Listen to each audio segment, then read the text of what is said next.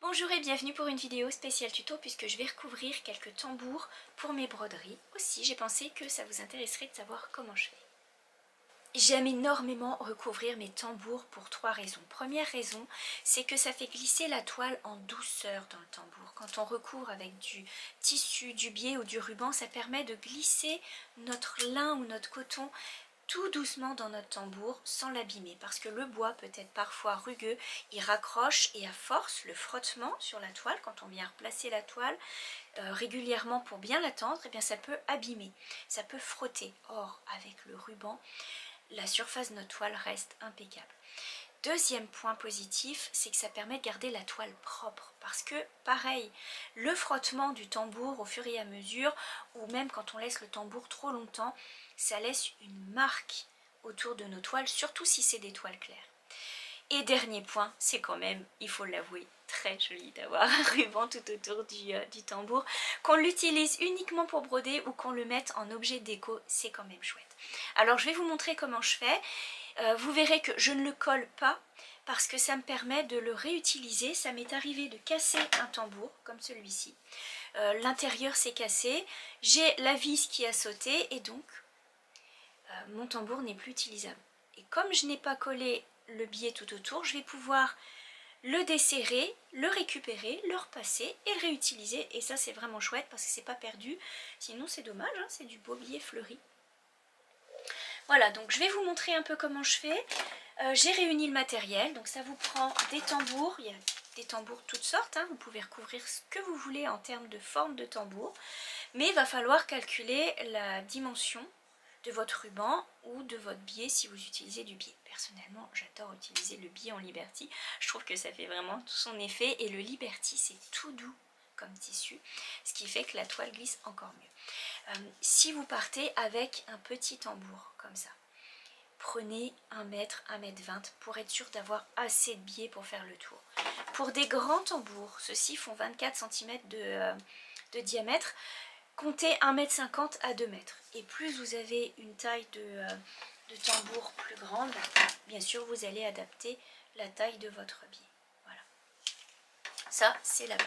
Petite chose aussi avant de commencer, c'est que vous allez constater que je démarre toujours l'enroulage de mon biais sous la vis, ici, sous la partie plus épaisse, parce que c'est plus facile de démarrer sous la grosse vis que de terminer sous la grosse vis, parce que pour finir d'enrouler mon biais, je viens le bloquer, je viens comme faire un nœud par-dessous, et donc c'est plus facile de démarrer l'enroulage ici et terminer avec la pointe de la vis.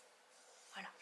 Et d'ailleurs, pas de souci si ça se voit, puisque parfois voilà, vous allez pouvoir constater que ça fait un petit morceau qui ressort ici. Vous pouvez très bien le glisser en dessous, comme je l'ai fait pour ce tambour. Ou alors, si vous aimez rajouter des petits éléments comme ça sur votre tambour, bah, ça va être caché. Ça va être complètement caché. Voilà. Donc c'est parti pour le tuto, je vous montre comment je fais. Mon biais, je vais l'utiliser à plat. Vous voyez qu'ici il est plié. Je vais le déplier et je vais venir l'utiliser à plat, comme ça. je garde les pliures à l'intérieur, mais je vais utiliser mon biais ouvert. Je commence déjà par dévisser un petit peu pour avoir plus d'espace sous ma vis. Voilà, la vis est légèrement soulevée, comme ça j'ai plus d'espace. Ensuite, je prends mon biais déplié et je viens sous la vis le passer avec, vous voyez, un morceau qui dépasse que je vais venir replier en dessous. Je le maintiens bien avec le pouce. Hop. Je viens refaire un tour par-dessus avec mon biais et je passe sous la vis. C'est comme si j'avais 2 épaisseurs de biais sous la vis. Voilà, je maintiens toujours avec le pouce. Tant que j'ai pas avancé, le biais il peut encore glisser. Donc là, je le maintiens encore. Je viens ressortir mon biais. Et l'idée maintenant, c'est de venir poser le ruban à cheval sur la partie déjà posée. Je vous montre. Je viens à cheval. Et donc légèrement en biais. Je sors mon biais. Je viens reprendre ici à cheval. Je maintiens toujours. Et je viens hop, toujours enrouler et à cheval. Vous voyez ce que ça donne? Alors on essaye d'être régulier et on continue. Là je peux lâcher.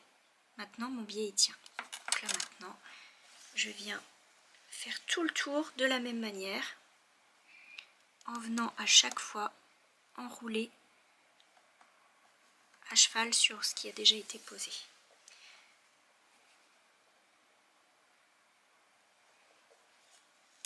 Et ainsi de suite. Faites bien attention quand vous recouvrez par-dessus. Je vous ai dit à cheval, mais pas à moitié, sinon vous n'aurez pas assez de biais. Si vous voulez optimiser votre ruban ou votre pied, vous allez utiliser une toute petite partie ici. Vous voyez? Je me repère avec ce qui est rentré ici, ce qui a été plié à l'intérieur. Je me repère avec ça. Et là, je viens replier par-dessus. Donc c'est pas à moitié, c'est disons presque un tiers du biais. Voilà, c'est un bon repère parce que si vous pliez trop à moitié, vous n'aurez soit pas assez de ruban, soit ça va être trop épais sur le tour. Alors là c'est bien dosé.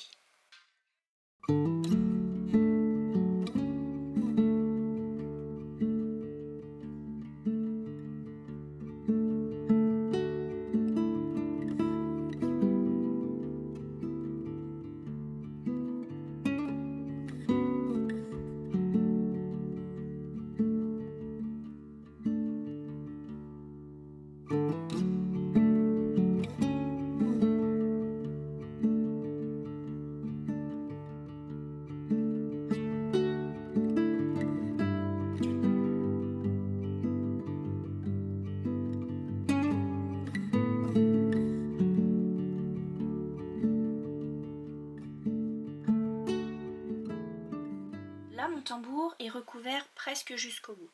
Je viens refaire un dernier tour. Et là, je laisse vraiment du loose. Je viens prendre l'extrémité du ruban et le passer à l'intérieur comme pour faire un nœud.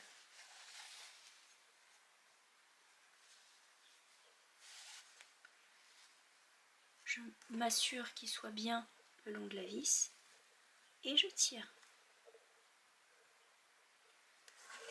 Et ça vous donne un nœud comme ça. Vous serrez bien et vous venez couper l'extrémité ici.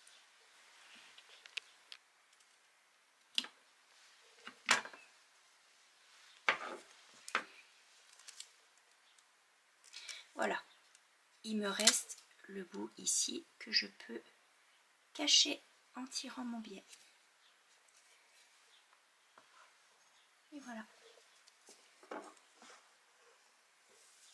Vous pouvez ensuite ajuster avec l'extrémité comme ça tout doucement pour bien recouvrir jusqu'au bout. Et là vous avez les deux côtés comme ça se présente.